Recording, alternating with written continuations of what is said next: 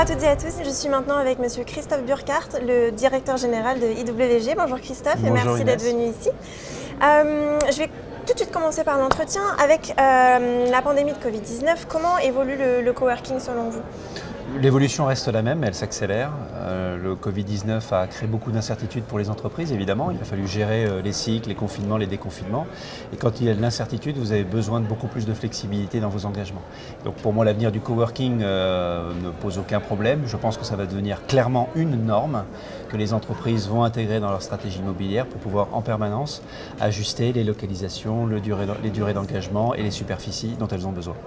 Très bien. Et comment ces nouvelles tendances de marché peuvent-elles influer votre stratégie chez IWG ? Le point majeur, c'est le déploiement du télétravail. C'est-à-dire que les collaborateurs des entreprises vont travailler au sein des bureaux de l'entreprise elle-même, quand le présentiel sera nécessaire pour des formations ou pour du brainstorming par exemple. Et le reste du temps, elles vont pouvoir travailler à distance.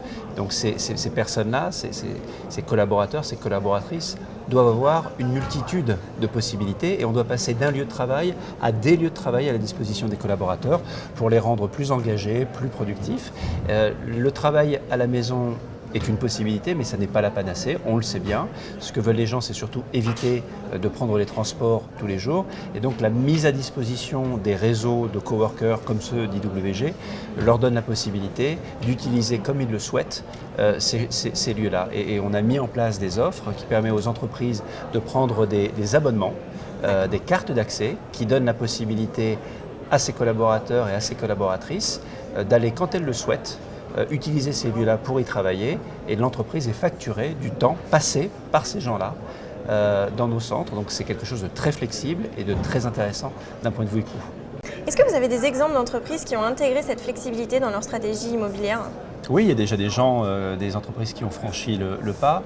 Exemple, Oracle, Xerox, Ricoh ont décidé de conserver un actif qui leur est propre, qu'ils gèrent eux-mêmes, qui est leur siège social.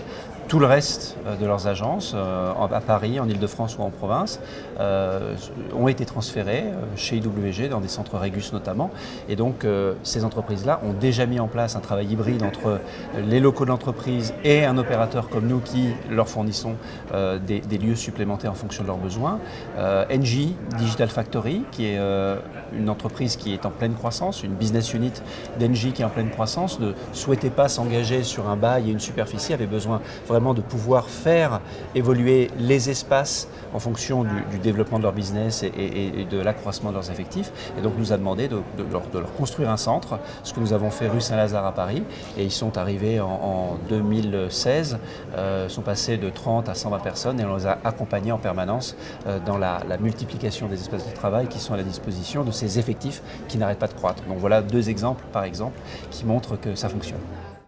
Très bien. Et enfin, j'ai une dernière question. Est-ce que, pour vous, la France est prête pour tous ces changements ?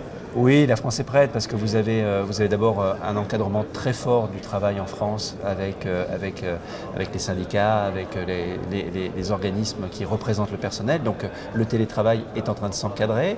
Vous avez une infrastructure qui est de plus en plus forte, notamment les transports publics qui vous permettent de travailler à distance très facilement avec le digital qui vous donne les outils pour ce faire. Donc la France est tout à fait prête à ça. Et lorsque vous regardez d'ailleurs un certain nombre de propriétaires, de bailleurs, tout le monde souhaite lancer des offres flexibles parce que ça correspond à une attente aujourd'hui clairement de la part des locataires et des utilisateurs. Et on travaille beaucoup, nous, avec des bailleurs pour leur fournir des solutions, quelquefois d'ailleurs en marque blanche, c'est-à-dire qu'ils utilisent nos services, notre plateforme de services, pour lancer leur propre offre de flexibilité immobilière et donc la France est plus que prête, elle est déjà lancée. Donc vous êtes optimiste pour la suite ? Je le suis tout à fait. Christophe Burkhardt, merci beaucoup. Merci Inès.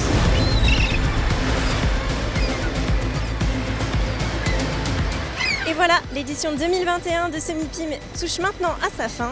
Encore un grand merci à tous nos partenaires. Nous vous donnons rendez-vous du 15 au 18 mars 2022 pour le prochain MIPIM organisé par Reed Midem. À très bientôt et merci de nous avoir suivis sur BITV.